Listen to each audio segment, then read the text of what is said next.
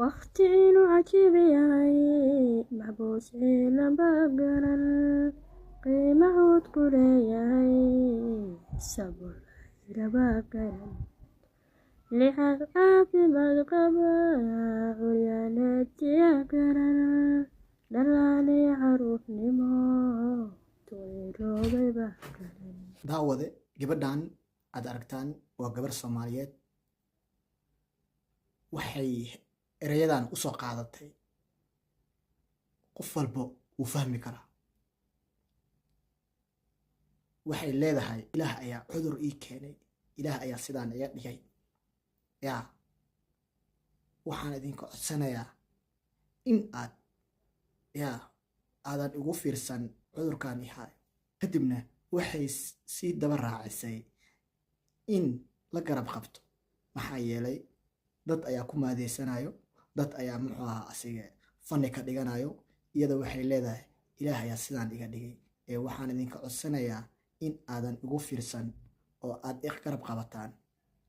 dhegeyso hadalkay ku hadlayso.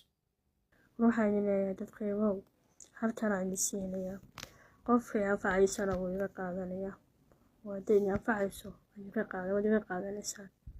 waxaan leeyahay war qof walba xaalkaad ku jirto ilaahay ugu xamdinaq.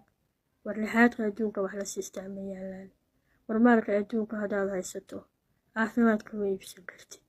war wax ilaahay bixiyo caafimaadka ugu qaalisan.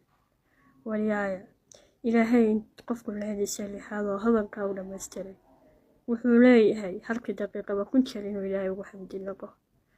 ilaahayow alxamdulilaahi rabbilcaalamiin alxamdulilaahi rabbilcaalamiin haddeeraan leeyahay mar walbana waa dhahaya ilaahayna waa ugu xamdinaqaya xaaladda aan ku suganahay.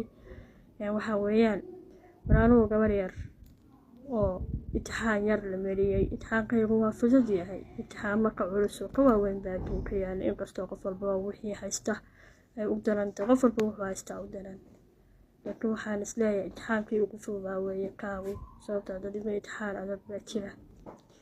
waxaan leeyahay alxamdulilaah imtixaankayga waa ku samrayaa, waana ku qanacsanaya qadarka ilaahay. alxamdulilaah anugu qof rajo iyo agoona, gabar yar oo daayar rajo iyo agoona, xaaladeeda caafimaadkuna sidaas aad aragtaan ay tahay baan ahay. war adduunkan waxa yara ee haystaa waxaan ku iloobi karaa